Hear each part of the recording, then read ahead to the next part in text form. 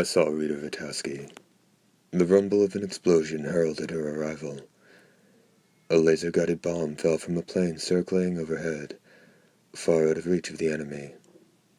It covered the distance between us in under 20 seconds, detonating precisely where the Valkyrie had called it down. Rita was headed for the spot the bomb had struck, a shattered mix of debris, equal parts living and dead. Creatures streamed from the crater toward her swinging battle axe.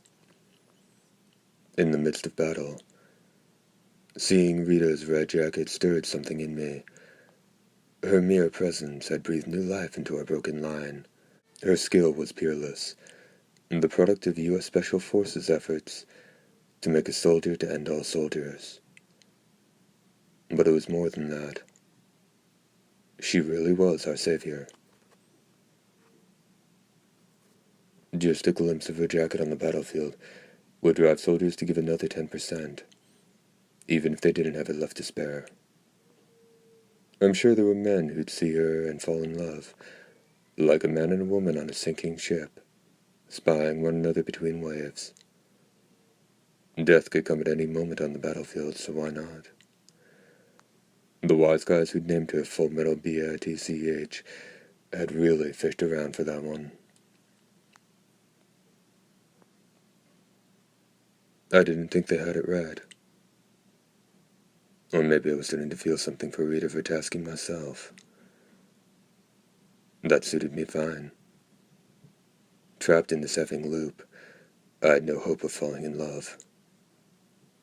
Even if I found someone who could love me in one short day, she'd be gone the next.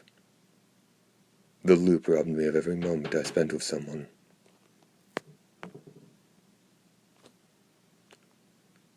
Rita had saved me once, long ago. She had kept me calm with her random talk of green tea. She had told me she'd stay with me until I died. What better target for my unrequited love than our savior herself? My OS continued to respond automatically, despite the distraction my emotions were giving it. My body twisted. I planted a foot on the ground. I didn't have to think about the battle unfolding before my eyes. Thought only got in the way. Deciding which way to move and how were things he did in training. If he paused to think in battle, death would be there waiting, ready to swing his scythe. I fought on. It was 72 minutes since the battle had started. Tanaka, Mai, Ube, and Nijo were all KIA. 4 dead, 7 wounded, and 0 missing. Nijo had hung the poster of the swimsuit model on the wall. Maya was from somewhere deep inside China. He never said a word. I didn't know much about the other two. I etched the faces of the men I'd let die deep in my mind. In a few hours their pain would be gone, but I would remember. Like a thorn in my heart it tormented me, toughened me for the next battle. Somehow our platoon had held together. I could hear the blades of the choppers in the distance. They hadn't been shot out of the sky. This was the best attempt yet. The platoon leader had no words for the recruit who'd taken matters into his own hands. Every now and then Farrell would fire a few rounds my way to help out. And when I saw it, the mimic I'd fought in the first battle that had trapped me in this effing loop, I'd fired 3 pile-driver rounds into it that day. I don't know how, but I knew it was the one. On the outside it was the same bloated frog corpse as all the rest. But here on my 157th pass through the loop, I could still recognize the mimic that had killed me the first time. It had to die with extreme prejudice. Somehow I knew that if I killed it, I'd passed some sort of boundary. It may not break this loop of battle after battle after battle, but something would change, something small, however small. I was sure of it. Stay right there. I'm coming for you.